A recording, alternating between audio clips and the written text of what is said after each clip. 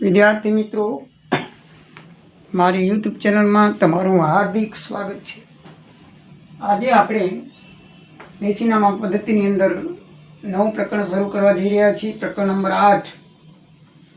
તો મિત્રો, એ પ્રકરણ છે દેશીનામા પદ્ધતિ. નામા પદ્ધતિમાં બે મુખ્ય પદ્ધતિ છે. એકને અંગ્રેજી પદ્ધતિ કહેવાય છે અને એકને ગુજરાતી પદ્ધતિ કહેવાય છે. અંગ્રેજી પદ્ધતિનું નામ છે દ્વિનોદી નામા પદ્ધતિ અને ગુજરાતી પદ્ધતિનું નામ છે દેશીનામા પદ્ધતિ. દેશીનામા પદ્ધતિ એક પૌરાણિક પદ્ધતિ છે અને નામા પદ્ધતિના નિયમ મુજબ જ કાર્ય કરે છે. એમાં ઘણા નિયમો સમાન છે, પણ દેશી પદ્ધતિની એક આગવી વિશિષ્ટતાને કારણે તે એક અલગ તરી આવે છે. દ્વિનોદી નામા પદ્ધતિમાં દરેક વ્યવહારના બે અસર થાય છે, જ્યારે દેશીનામા પદ્ધતિમાં એક જ અસર આપવામાં આવે છે. આ પદ્ધતિમાં જે ચોપડો રાખવામાં આવે છે એને વહી કહેવામાં આવે છે. વહી એટલે ચોપડો, એક લાલ પૂંઠાવાળો ચોપડો હોય છે, તમે કદાચ જોયો હશે.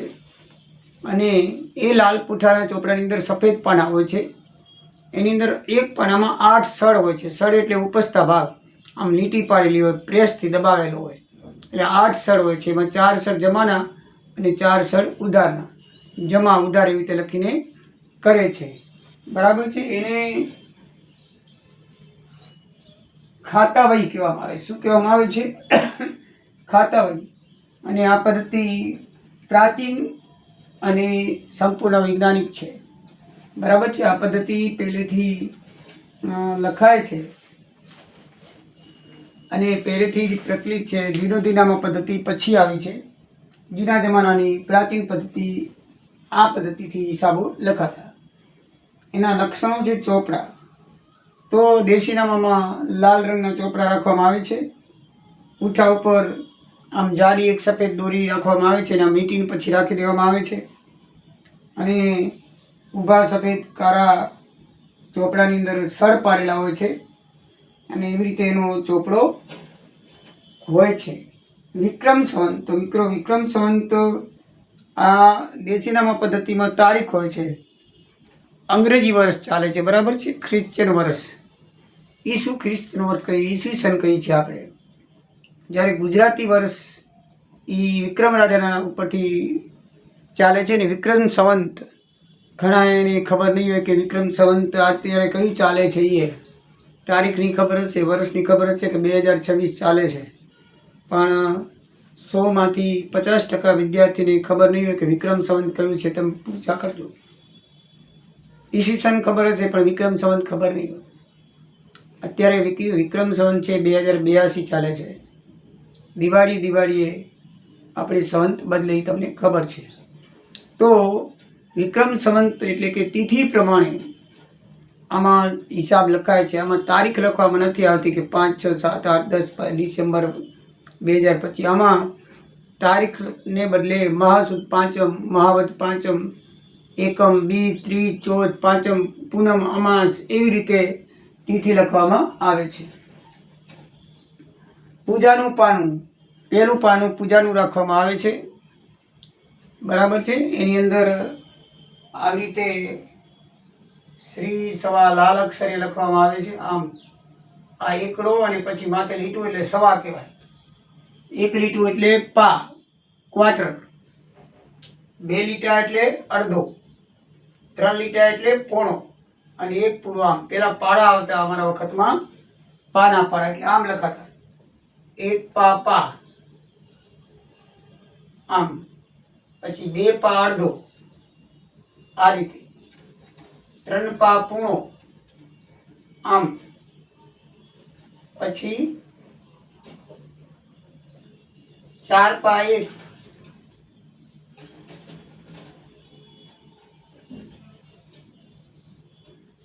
પછી 6 પા. ગુજરાતીમાં લખવું જોઈએ. 4 પા 1, 5 પા સવા, આમ સવા આમ લખાય. 6 પા દોઢ, દોઢ આમ લખાય. 7 પા પૂણા 2, પૂણા 2 આમ લખાય. અને 8 પા 2, 9 પા સવા 2, 9 પા સવા 2 અને 10 પા અઢી. આ રીતે લખાતું. એટલે આજે શ્રી સવા એટલે સવાયું કરે ને, આપણે હંમેશા સવયાને શુકર માની છીએ, એટલે આ રીતે લખાતું શ્રી સવા. એટલે ચોપડામાં સૌથી પહેલા એમ લખાય છે શ્રી સવા. એ લાભ કરતો શબ્દ છે. અત્યારે જેમ આપણે ઓમ લખીએ છીએ, પહેલાં શ્રી સવા રીતે લખાતું, એટલે કે અમારી જે આવક થાય એ સવાઈ થાય. એનો મિનિંગ એ છે કે શ્રી એટલે લક્ષ્મી, અને શ્રીને શું કહેવામાં આવે છે? લક્ષ્મી. લક્ષ્મી સવાઈ હો, આનો અર્થ શું થાય? લક્ષ્મી સવાઈ હો. અમારા ચોપડામાં જે લખાય એ બધું સવાયું એટલે કે ઘણું બધું લાભ થાય, એવી રીતે એનું મિનિંગ હોય છે. આ રીતે અડધાના પોણાના પાડા આવતા 1 પા પા 2 પા અડધો 3 પા પૂણો 4 પા 1 5 પા સવા 6 પા દોઢ 7 પા પૂણા 2 8 પા 2 9 પા સવા 2 10 પા અઢી. આ રીતે આવતા અડધાના આવતા, પૂણાના આવતા, અઢિયાના આવતા, સવાયા આવતા અને ઉઠાના આવતા. ઉઠું એટલે 3.5, એક ઉઠું ઉઠું, આમ 2 ઉઠા 7. એટલે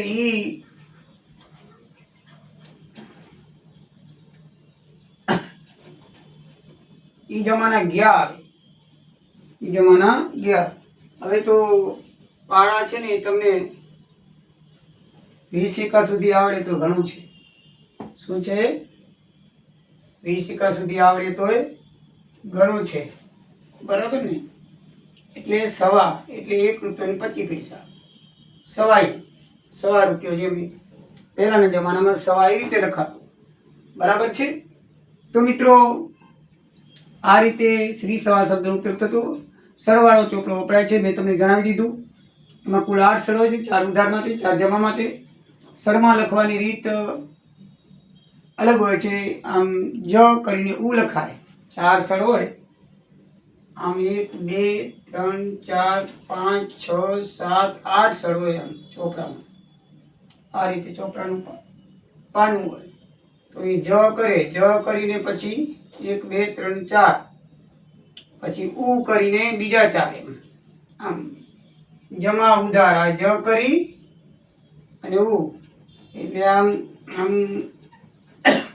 આ બાજુ જમા લખાય, આ બાજુ ઉધાર લખાય. એવી રીતે લખવાનું આવે. નમૂનો આવશે ત્યારે હું તમને જણાવીશ. લખવાની રીત પણ એ પ્રમાણે છે. અને એમાં આ રીતે લખાય. 12 રૂપિયાને 25 પૈસા લખવા હોય તો આમ 12 રૂપિયાને પછી આવો એક નિશાની કરવામાં હું ધોયેલ જેવો, એને ઓળાયો કહેવાય. તો આ રીતે લખાય 12 રૂપિયાને 25 પૈસા. ઓળાયો કહેવાય. એને શું કહેવાય છે? જે આ નિશાની છે એને ઓળાયો કહેવાય. આ બાજુ રૂપિયા, આ બાજુ પૈસા લખવામાં આવે છે. પછી ભાષા સંપૂર્ણપણે ગુજરાતી છે અને કાળી સાહિત્ય લખાય છે. આ એના લક્ષણો છે. સંપૂર્ણપણે ગુજરાતીમાં લખાય છે, અંગ્રેજીમાં લખાતું નથી. ગુજરાતી જ વર્ષથી લખાય છે, ગુજરાતી જ ભાષામાં લખાય છે, અને ગુજરાતી જ તિથિ લખાય છે.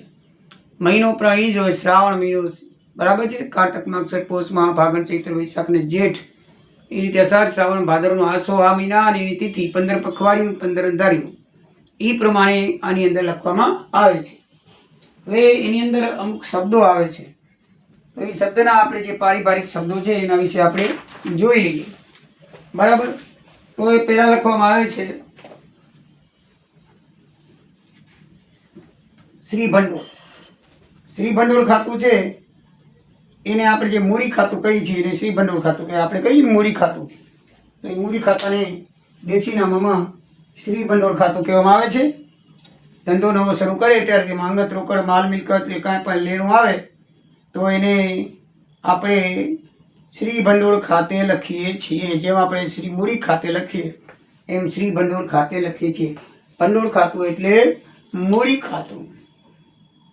પછી બીજું ઘર ખર્ચ ખાતું, એટલે આપણે જે ઉપાડ કરીએ ઘરના માટે માલ ઉપાડીએ તો એમાં આપણે ઉપાડ ખાતે લખીએ. તો આમાં શું લખવામાં આવે છે? ઘર ખર્ચ ખાતે લખવામાં આવે. શું લખવામાં આવે છે? કોઈ અંગત ઉપયોગ માટે આપણે લઈએ, માલ ઉપાડ લઈએ દુકાનમાંથી, તો આપણે એની ઘર ખર્ચ ખાતે, શ્રી ઘર ખર્ચ ખાતે એમ લખાય. આપણે આમ તો લખીએ ઉપાડ ખાતે, તો ઉપાડ ખાતે લખાતું નથી. પછી દુકાન ખર્ચ ખાતું, તો નાના નાના કોઈ ખર્ચા દુકાન માટે થાય તો આપણે પરચુરણ ખાતે લખતા હોઈએ છીએ. શું લખીએ છીએ? પરચુરણ ખાતે લખીએ. આમાં પરચુરણ ખાતે નહીં લખવાનું, શ્રી દુકાન ખર્ચ ખાતે. આ એ પરચુરણ ખાતું છે, સમજાયું ને? આ મૂડી ખાતું. આ ઉપાડ ખાતું અને આ પરચુરણ ખાતું. દુકાનનો ખર્ચ થાય, કોઈને ચા પાણી પાયા હોય કે કોઈ સ્ટેશનરી લીધી હોય, કોઈ કંઈ કર્યું હોય, ચા પાણી નાસ્તો કરાય, કોઈ આવ્યો દુકાનદાર, એ દુકાનના ખર્ચ લેખે જ લેખાય. તો એ રીતે મજૂરી હોય કોઈ, તો એ પરચુરણ ખર્ચને આપણે અહીંયા દુકાન ખર્ચ ખાતું કહેવામાં આવશે. પછી વટાવ ખાતું, આપણે ગાલખાત ખાતું કહીએ છીએ, વટાવ ખાતું કહીએ છીએ. તો આની અંદર કોઈ આપણે આગથી નુકસાન થાય, ગાલખાત થાય, ખોટ થાય તો એને કસર આપવી પડે, આપણે કોઈને વટાવ આપીએ તો એમાં આ બધું આમાં આવે વટાવ ખાતામાં. એટલે એક જાતનું ગાલખાત ખાતું કહે તો ભલે બરાબર છે. કોઈ નુકસાન થાય, કોઈ કાંઈ પણ કોઈને વટાવ આપીએ, કોઈને કસર આપીએ, કસર એટલે કોઈને પૈસા ઓછા લઈએ, એ બધું વટાવ ખાતામાં આવે. શ્રી વિગત ખાતું, જ્યારે કોઈ એક જ દિવસે કે એક જ વ્યવહારમાં એક કરતાં વધુ ખાતાઓ ઉધાર કે જમાવશે પામતા હોય ત્યારે સમગ્ર વ્યવહારની કુલ રકમ નોંધ ભેગી કરી અને એ વિગત ખાતામાં લખવામાં આવે છે. બરાબર છે, એક જ ખાતામાં. બરાબર ને, એનું શું કરવામાં આવે છે કે ભાઈ એની અલગ અલગ ખતવણી ન કરવી પડે. એક કરતાં વધુ ખાતા ઉધાર જમા થતા હોય તો એને વિગત ખાતું એટલે કહેવામાં આવે છે કે વિગત ખાતાના અંદર એક લખી નાખે અલગ અલગ. બરાબર છે, દરેકમાં. અને પછી એનો ખાપા નંબર છે ને એક જ આપવામાં આવે, ખાતા હોય પાન નંબર. અને એની લીધે એક વખત જે ખાતું ઘડી ઘડી ના રાખવું પડે, એક જ વારમાં એ બધું ઉધરાઈ જાય. બરાબર ને, દાખલા તરીકે છે ઉપાડ ખાતું હોય, એમાં 3-4 વખત માલ લઈ ગયા હોય એક જ દિવસમાં, તો ઘડી ઘડી આપણે ઘર ખર્ચ ખાતું ના લખવું પડે અને એને વિગત ખાતા તરીકે દર્શાવી દેવાય છે. પછી આવે છે શ્રી શાહ ખાતું. શાહ ખાતું એટલે કે વેપાર દરમિયાન કોઈ વ્યક્તિ સાથે આર્થિક લેવડ દેવડ થાય અને કોઈ કારણસર તે વ્યક્તિનું નામ ભૂલાઈ જાય તો લેવડ દેવડની કામ ચલાવ નોંધ શ્રી શાહ ખાતે કરવામાં આવે છે. અને ભવિષ્યમાં નામ યાદ આવે તો એ લખી નાખવામાં આવે છે. અને ઘણી વખત વ્યક્તિનું ગુપ્ત નામ રાખવાનું હોય તો આપણે અહીંયા શ્રી શાહ ખાતું, તમારી પાસે કોઈ 2000 રૂપિયા લઈ ગયો તો શ્રી શાહ ખાતે ઉધાર એમ લખી નાખવામાં આવે છે. નામ ભૂલાઈ ગયું હોય પણ યાદ ન હોય તો શ્રી શાહ ખાતે ઉધાર લખીને એ રીતે કરી નાખવામાં આવે છે. પછી છે તસલમાત ખાતું, એટલે આપણે આ ઉપલક ખાતા જેવું છે. બરાબર છે, આપણે ઉપલક ખાતામાં કેમ કોઈ કામ ચલાવ ખાતું કરીએ છીએ, ઉપજ ખર્ચ આવેલો હોય પરંતુ નામ યાદ ના આવતું હોય, કોઈ ખર્ચાનું આપણને અને ખર્ચો કરી નાખ્યો પણ કયા ખર્ચમાં જે નામ નથી આવતું આપણે ઉપલક ખાતે લખીએ છીએ. એમાં આમાં તસલમાત ખાતે લખી, કોઈ ખર્ચ યાદ ના આવતો હોય, કોઈ આવક યાદ ના આવતી હોય, પૈસા આવ્યા પણ કોના આવ્યા તે કંઈ ખબર નથી તો એ તસલમાત ખાતે લખી નાખવાના. દેશાવર ખાતું, હવે પેઢીની વ્યક્તિ છે, મુનિમ છે, માલિક પોતે ખરીદી વેચાણ માટે ધંધાર્થે બહાર ગામ જાય ત્યારે એના જે ખર્ચ પેટે છે ઉચ્ચક રકમ લઈ જાય દુકાનમાંથી તો એ રકમ છે ને દેશાવર ખાતે લખાય. કારણ કે એ બહાર ગયો છે, ભલે પછી અહીંયાથી રાજકોટથી મુંબઈ ગયો હોય તો એ દેશાવર ખાતે લખાશે. એ પૈસા ક્યાંથી લઈ જશે? દુકાનમાંથી જ લઈ જશે. એટલે જેટલી રકમ લઈ જાય એ રકમ એ દેશાવર ખાતે લખી અને પછી પરત આવે એટલે હિસાબ કરી દેશાવર ખાતું બંધ કરવામાં આવે. પછી હથ્થું ખાતું, ધંધાના કોઈ લેણદારે અમુક રકમ ચૂકવાની હોય ત્યારે આ રકમ કોઈ વ્યક્તિ આંગળીયા મારફતે મોકલી આપે લેણદારને તો એને બદલે લેણદારનું નામને બદલે શ્રી હથ્થું ખાતે લખવામાં આવે છે. એટલે આંગળીયા દ્વારા, દાખલા તરીકે તમે અહીંથી મુંબઈ એક આંગળીઓ મોકલ્યો હોય પણ પૈસા તમે કોઈક એજન્ટને આપ્યા હોય તો એ લેણદારને ખાતે ન કરે, તેના ખાતે લખે શ્રી હથ્થું ખાતે. પછી લેણદાર પછી સમાચાર આવે કે મને પૈસા મળી ગયા છે ત્યારે લેણદાર ખાતે ઉધારવામાં આવે. એટલે હથ્થું ખાતે એટલે કે કોઈ લેણદારને પૈસા આપવા માટે કોઈ આંગળીયાને પૈસા આપ્યા હોય તો આંગળીયાને જે પૈસા આપ્યા હોય ને એને હથ્થું ખાતે કહેવામાં આવે છે. પછી જે ચાંદલા ખાતું, તો વેપારી કોઈ ધંધામાં કારણે કોઈ લેણદારને ત્યાં શુભ પ્રસંગે ગયો હોય, લેણદાર હોય એટલે લખે ને કંકોત્રી, ભાઈ હાલો કે આપણો ગ્રાહક છે મોટો અથવા આપણો શેઠ છે તો એકબીજા કંકોત્રી લખતા હોય અને એ પછી લગ્નની અંદર વધાવો કરતા હોય, આપણે ચાંદલો કહીએ છીએ. તો એ દુકાનમાંથી પૈસા આપે એટલે ચાંદલા ખાતું રાખે તો ચાંદલા ખાતે એ લખાય છે. અને દુકાન ખર્ચ ખાતે લખવું હોય તો પણ લખી શકાય છે, બંને ખાતે લખી શકાય છે. ઘરમાંથી આપે તો કાંઈ લખવાનું હોતું નથી. બરાબર, શું પ્રક્રિયા? ચાંદલો કે ભેટ દુકાનમાંથી આપે તો લખવાનું હોય છે. ઉલ્લેખ કરેલો હોય કે દુકાનમાંથી આપ્યું છે તો દુકાનમાંથી લખેલું હોય તો ચાંદલો લખાય છે. બરાબર છે. પછી સિલક વધઘટ ખાતું, આપણે પણ રોજમેર કે બેઠોમેળ આખાની સિલક, રોકડ સિલક દરરોજ એક કેસબુક હોય એ સરખી થવી જોઈએ, બરાબર છે. પણ માનો કે મળતી નથી, કોઈ ભૂલ હતી હમણાં નથી મળતી, તો એ જે વધઘટ શિલક હોય છે એ આ વધઘટ શિલક ખાતે લખવામાં આવે છે.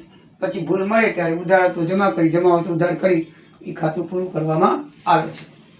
પછી ઉબળેક ખાતું, એટલે કોઈ વ્યક્તિ થોડા દિવસ માટે ઉછીના નાણાં લઈ ગયા હોય ત્યારે એને ખાતામાં લખવામાં નથી આવે, પણ નોંધ ટપકાવવામાં આવે કે કોઈક આવીને બાજુના ઘણા વેપારી હોય ઓચિતાને એને ત્યાં લેણદાર પૈસા લેવા આવ્યો હોય અને એના કને 2-5 હજારની જરૂર પડી તો બાજુવાળા દુકાનને કે ભાઈ એકબીજાને વ્યવહાર હોય કે 5,000 આપતો હમણાં 2 દી પૂરતા, એટલે 2 દી પૂરતા 5,000 એ આપે તો એને ઉબળેક કહેવાય. તો એ શું છે, ઉબળેક ખાતે લખી નાખે. ઉબળેક ખાતે એટલે 2 દી માટે 4 દી માટે પૈસા આપ્યા છે એમ, એટલે ઉબળેક ખાતે કહેવાય. પછી ઉપર ટપકે, હવે થોડા દિવસ માટે લઈ જાય ઉબળેક, પણ એક જ દિવસ માટે લઈ જાય ઉપર ટપકે કહેવાય. એમ લટકતો રાખે, ઉપર ટપકે, હજી લખવાનું બાકી, બરાબર છે. એક દિવસ માટે જે નાણાં લઈ ગયો ફક્ત એક જ દિવસ માટે તો ઉછીના આપ્યા હોય તો એને શું કહેવામાં આવે છે, ઉપર ટપકે કહેવામાં આવે છે. એની રોજમેળમાં નોંધ કરવામાં આવતી નથી, બરાબર છે. ખાલી આમ પાના ઉપર લખી નાખે આ લઈ ગયું, બસ એટલું, એને ઉપર ટપકે કહેવાય. શું કહેવાય? હાથ ઉછી નાખે એ ઉપર ટપકે. પછી કબૂલાત અને હવાલાઓ, તો એકબીજાની સંમતિ મુજબ વેપારી લેણદારને ચૂકવાની રકમ લેણદારને ચૂકવાને બદલે વ્યક્તિને ચૂકવાનું કબૂલ થાય અને એ કબૂલાત કહેવાય. એકને બદલે બીજાને તમે માંગતા હો એને ચૂકવાનું કહી દેવાય તો એ કબૂલાત કરી, ભાઈ હું આને બદલે આને ચૂકવી દઈશ. મનુભાઈ છે એ તમારા માથે માંગે છે, હવે કનુભાઈ કરે તમારે લેવાના છે તો કનુભાઈને કહી દે ભાઈ તું મનુભાઈને દઈ દેજે, તો એ કનુભાઈ કબૂલાત લે કે ભલે હું મનુભાઈને આપી દઈશ. એને કબૂલાત કહેવાય. એને શું કહેવાય? કબૂલાત કહેવાય. અને એ રકમ પછી પ્રમાણે, દાખલા તરીકે હિતેશભાઈને 500 રૂપિયા વિજય કબૂલ રાખ્યો હોય તો હિતેશભાઈ દેવાદાર છે તે વિજયને ચૂકવી દેશે જે મેં કીધું એ પ્રમાણે. તો એનું આ રીતે નિર્ણય પૂરું થશે, બરાબર છે. હસ્તે એટલે વેપારી નાણાંની વસૂલાત ચૂકવણી ઘણીવાર નાણાં મેળવનાર કે નાણાં આપનાર વ્યક્તિ દેણદાર કે દેણદાર પોતે હોતા નથી, પરંતુ તેનો ગુમાસ્તો, મુનિમજી વગેરે નાણાં એકબીજાને આપે છે, બરાબર છે. તો કેના હસ્તે આપ્યું એમાં હસ્તે લખી છે. આપણે કેમ ધર્માદામાં ઘણી વખત પૈસા લખાવીએ છીએ કે ભાઈ સ્વર્ગસ્થ ફલાણા ફલાણા પોતાના પિતાનું નામ લખે અને હસ્તે મોટો દીકરો લખે હસ્તે ફલાણા ભાઈ, એટલે આ ભાઈ આપ્યા છે એમ, આપ્યા છે પિતાજીના નામ ઉપર, પણ હસ્તે એમ લખે કે આના થકી પૈસા આપવામાં આવ્યા છે. એવી રીતે આમાં પણ વેપારમાં પણ એવું છે કે કોઈ લેણદારને આપણે પૈસા આપ્યા હોય એ પૈસા પેઢીમાંથી કોને આપ્યા? આપણે મુનિમે આપ્યા, ગુમાસ્તાએ આપ્યા, તો હસ્તે મુનિમ, હસ્તે ગુમાસ્તો, એવી રીતે લખી નાખે. ભાઈ રાજુભાઈને પૈસા આપ્યા હસ્તે મુનિમજી, રાજુભાઈને પૈસા આપ્યા હસ્તે ગુમાસ્તો, અથવા રાજુભાઈને પૈસા આપ્યા કોઈ માણસ જોડે મોકલાય તો હસ્તે ફલાણા ભાઈ, એ રીતે લખવામાં આવે છે હસ્તે. પછી છે મિતિ, બરાબર છે. એટલે વિક્રમ સંવતમાં મિતિનું મેં તમને કહી દીધી છે. મિતિનો અર્થ થાય છે તિથિ, અને તિથિ એ એકમ બીજ, ત્રીજ, ચોથ, પાંચમ જે વ્યવહાર હોય એ પ્રમાણે લખવામાં આવે છે. તો મિત્રો આટલું અત્યારે આપણે સમજશું. આ પ્રકારના દાખલા પહેલાં પૂછાતા પણ હવે પૂછાવાનું બંધ કરી દીધું છે. તમારા પાઠ્યપુસ્તકમાં પણ સૂચના લખેલી છે કે આ પ્રકારના દાખલા પૂછવાની. ઉદાહરણમાં જે દાખલા આપેલા છે ખાલી સમજાવવા માટે આપેલા છે. આમાંથી તમને ફક્ત થિયરી જ આવશે તો તમારે થિયરી પર ભાર દેવાનો છે અને એ પ્રમાણે દાખલા પૂછાશે નહીં. એટલે આપણે દાખલા કરશું નહીં, પણ મિનિમમ 1-2 આમ તમને વ્યવહાર કેવી રીતે નોંધાય એ લઈશું, બરાબર છે. બાકી કોઈ પૂરેપૂરા દાખલા લેવાના નથી, કારણ કે પરીક્ષામાં આવવાના નથી. એટલે આપણે આમાં થિયરી, આખો પ્રકરણ થિયરિકલ જ માની લો, બરાબર છે. તો થિયરી પર ભાર દઈ અને આપણે એ પ્રમાણે સમજશું. જય સિયારામ, જય દ્વારિકાધીશ.